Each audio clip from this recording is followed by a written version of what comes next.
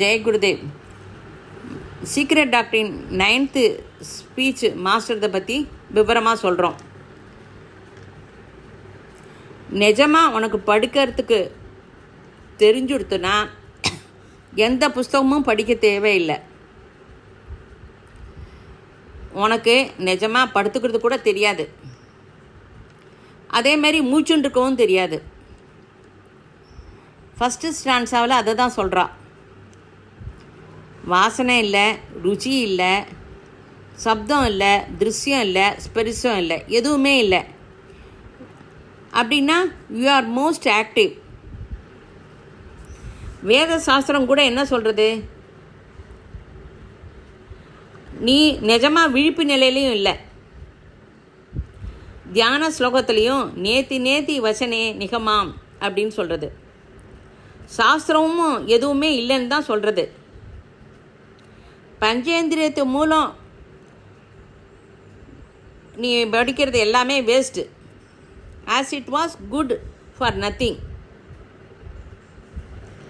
மொத்த சயின்டிஃபிக் நாலேஜும் நேத்தின்னு புரிஞ்சுக்கோ அப்படிங்கிறது. அனாவசியமாக ஏதோ புரிஞ்சுக்கிறோம் நம்ம. தியான ஸ்திதியை அர்த்தம் புரிஞ்சுட்டா நித்ரா ஸ்திதியே தியானமாக மாறுறது. இன் கோர்ஸ் ஆஃப் டைம் ஆட்டோமேட்டிக்காக சமாதி ஸ்திதியில் இருப்ப. நீ தியானம்னு தனியாக செய்ய வேண்டிய அவசியம் இல்லை. சீக்ரெட் டாக்டரின் 27 page to 34 எல்லாரும் கவனித்தா அது புரியும். தியானம் சகஜமாக மாறும். ஐன்ஸ்டீன் போல நெக்லிஜிபிள் மனுஷால் கூட இதே தான். மொத்த சீக்ரெட் டாக்டரின் இருப்பது போல தான் டைரெக்டாக அந்த பாயிண்ட்ஸை அதில் அண்டர்லைன் பண்ணி படிக்க முடியும். பாயிண்ட்ஸை நம்ம பிடிச்சிக்கலாம். 2 அல்லது 3 கீவேர்ட்ஸ் இருக்கும். அதை நம்ம ரொம்ப நன்னா கவனிச்சுட்டா போகிறோம். புரிஞ்சுக்கிறதுக்குன்னு எதுவும் இல்லை. ப்ராக்டிஸ் பண்ணணும். எல்லாமே சுவாசத்து மீது ஆதாரப்பட்டிருக்கு. உன்னோட கவனம் ஃபுல்லாக சுவாசம் மீது இருக்கணும். சுவாசம் மெதுவாக எடுத்துக்கோங்கோ. எப்படி மெதுவாக எடுத்துக்கிறீங்களோ அப்படியே மெதுவாக விடுவேள். ஃபஸ்ட்டு ஸ்டான்ஸாக இதை தான் சொல்கிறது.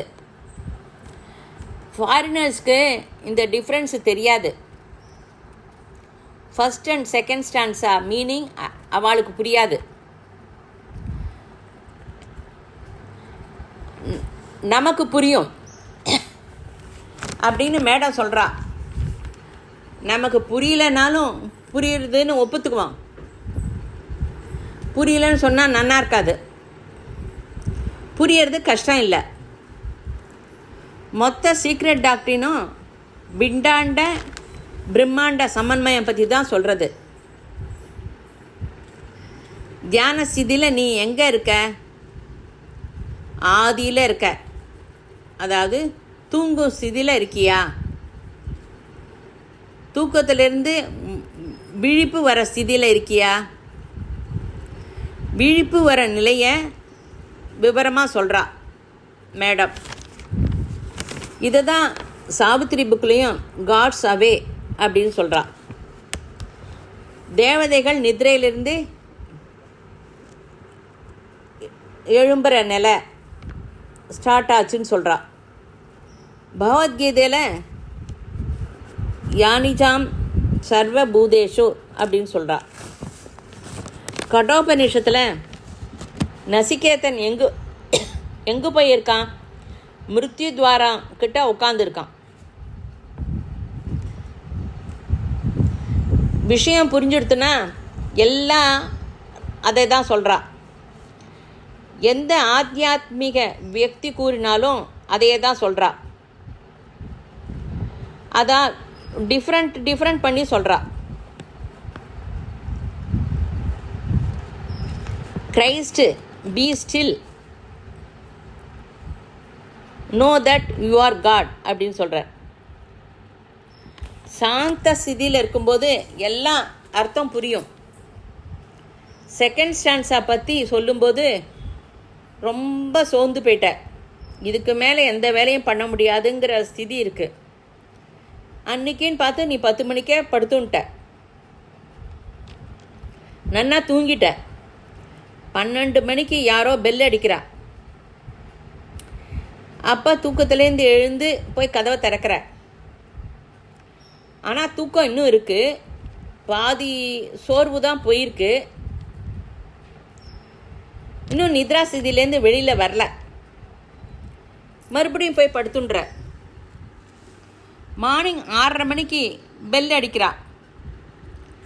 அப்போ போய் நீ கதவை திறக்கும்போது ஃப்ரெஷ்ஷாக எழுந்திருக்கிற. அப்போ நித்ரை இது இல்லை, ரெஃப்ரெஷ் ஆகிற. அப்போ பெல்லு வரலைனாலும் நீ எழுந்திருப்ப. 2 தூக்கத்துக்கும் இருக்கிற வித்தியாசம் உனக்கு புரியுறதா? இதுவரை டெய்லி செஞ்ச வேலை லயம் ஆகலை. லயம் ஆகணும்னா நமக்கு எனர்ஜி நல்லா கிடைக்கணும். அந்த எனர்ஜி கிடைச்சாதான், தூக்கத்துலேருந்து எழுந்தாதான் அந்த எனர்ஜி கிடைக்கும்.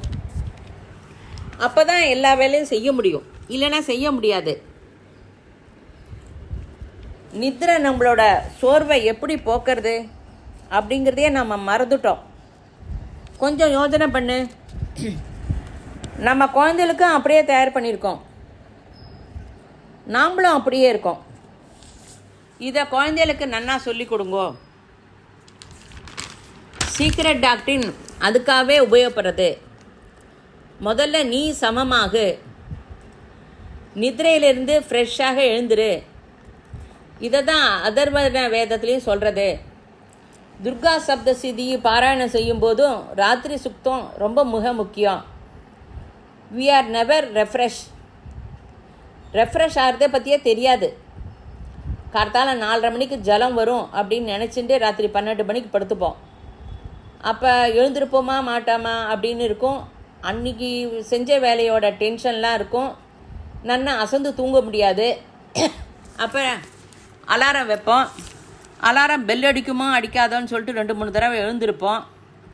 அப்போ தூக்கம் நன்னா அசந்து இருக்காது.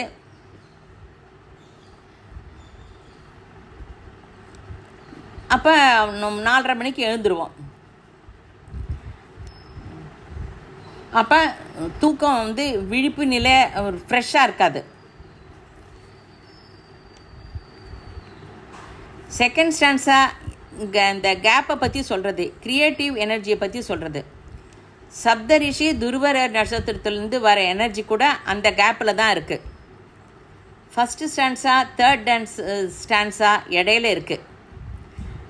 சரீரத்தை அசைக்கலை. ஸ்டான்ஸா 3 ரீஅவேக்கனிங், கண் திறந்தால் பிரபஞ்சம் ஸ்டார்ட் ஆகிடுறது. இதான் தேர்ட் ஸ்டான்ஸா. இதை உபயோகப்படுத்திக்கோங்க, தியானத்தில் யூஸ் பண்ணு. டெய்லி நித்ரா ஸ்திதி போனவா மறுபடியும் எழுந்திருக்க மாட்டா. அதாவது பிபி படுத்துன்னு இருக்கிறவா கார்த்தால எழுந்திருக்கும்போது அவள் நன்னா தூங்கிட்டாக்க பிபி இருக்காது. இதுதான் தேர்ட் ஸ்டான்ஸா. இதனால் நம்ம நூதன சிருஷ்டியை க்ரியேட் பண்ண முடியும். பூர்வ காலத்தில் இதை நன்னா பண்ணினான். லாகிரி மாஷியா லைஃப்பில் இது நன்னா நடந்தது. அவரோட லைஃப் ஹிஸ்ட்ரி புக்கை படிங்கோ, அதை சப்ஜெக்டாக படிங்கோ. போராகுது, இன்னொரு இடத்துக்கு போய் இதெல்லாம் நம்ம கேட்கணும் கற்றுக்கணும் அப்படின்னா பணம்லாம் ரொம்ப செலவாகும். இங்கேயோ பணம் ஒன்றும் செலவில்லை, அதே சமயத்தில் நேரமும் உபயோகமாக போகிறது அப்படின்னு அந்த மானசீக ஸ்திதி இல்லாமல் இவா என்ன சொல்கிறாங்கிறத தீவிரமாக கவனிங்கோ. குருவரோட பிரேரணையில் லாகிரி மாஷியாவுக்கு ஹிமாலயாவுக்கு ட்ரான்ஸ்ஃபர் ஆச்சு. அவர் மிலிட்ரியில் ஸ்டோர் கீப்பராக இருந்தார். சாயந்தரம் போகிறார், தாதா குருதேவ் பார்த்தார். உனக்கு யோக வித்யா சொல்லித்தரேன் அப்படின்னு சொல்கிறார். சரி, பக்கத்தில் ஒரு பாண்டு இருக்கு, போய் குளிச்சுட்டு வா அப்படிங்கிற. அவர் ஸ்நானம் பண்ணிட்டு வரத்துக்குள்ளே குரு அங்கே இல்லை. ராஜபவனம், கோல்டன் பேலஸ் இருக்குது. அந்த ராஜபவனத்தில் ராத்திரி முழுக்க சுற்றி சுற்றி வரார். நெக்ஸ்ட் டே மார்னிங் குரு வந்து இவரை பார்த்து, நீ பூர்வ ஜென்மத்தில் ஆசைப்பட்ட கோல்டு பேலஸில் தீட்சை பெறணும்னு அப்படின்னு சொல்கிறார். இதை தான் ஜஸ்ட் பிஃபோர் அவேக்கனிங். இதை நீ நன்னா புரிஞ்சுக்கோ, நித்ரா சித்தியை உபயோகித்துக்கோ. சீக்ரெட் டாக்டரின் மொத்தமும் இதை தான் சொல்கிறது. நீ பிரளயத்துக்கு போய் மறுபடியும் கரெக்டாக விஷுவலைஸ் பண்ணி தெரிஞ்சுட்டா குரு பண்ண மாதிரி நீனும் பண்ண முடியும். அதை அந்த இதை கிரியேட்டிவை உன் குழந்தைகளுக்கு நீ செய்யலாம். அது உன்னோட இஷ்டம். எபிலிட்டி வந்தும் அதை நான் உபயோகப்படுத்திக்கல அப்படின்னா அது வந்து குருவோட தப்பு கிடையாது. அது உனக்கு உபயோகிக்கவும் தெரியல, அவ்வளோதான் சொல்ல முடியும். எப்படிப்பட்ட க்ரியேட்டிவ் எனர்ஜி நம்மகிட்ட வேலை செய்கிறது, அதை முக்கியமாக கவனிங்க. இப்போ சில பேருக்கு தூக்கம் நன்னா வராது. அப்போ டாக்டர்ஸ் ப்ரிஸ்கிரைப் பண்ணுவா மாத்திரை கொடுத்து. அதை நம்ம நிறைய பேர்கிட்ட பார்த்துருக்கோம். நமக்கு நித்ரா ஸ்திதி எப்படி கிடைக்கிறது? உன்னோட பிட்யூட்டரி கிளாண்டுக்கு பியூனியல் கிளாண்ட்லேருந்து நித்ரா ஸ்திதியை வரணும்னு நம்ம எப்போ சங்கல்பம் நினைக்கிறோமோ அப்போ கெமிக்கல் ஹார்மோன் செக்ரேட் ஆகுது. இதை வந்து டாக்டர்ஸ் இன்னும் கேட்ச் பண்ணல. எப்படி அது செக்ரேட் ஆகுதோ அது மூலாதாரம், சுவாதிஷ்டானம், மணிப்பூரகம், அநாகதம் இல்லாமல் ஆக்ஞா உள்முகமாக திரும்பி உள்ளே போகிறது. ஆக்ஞா உள்ள மூளையிலையும் கரஸ்பாண்டிங்காக 7 சக்கரம் இருக்குது. கீழே உள்ள மூலாதாரம் பிரெயின்லேயும் இருக்குது. லாகிரி மாஷியாவுக்கு இதை ஆரோப்பட்டு அவள் குரு காமிச்சார்.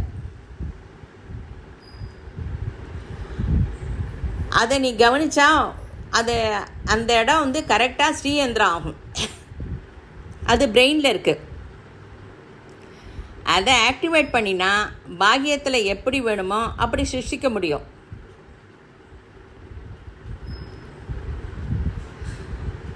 அப்படி நம்ம விரும்புகிற ஜீவிதத்தை லைஃப்பை பெற முடியும்.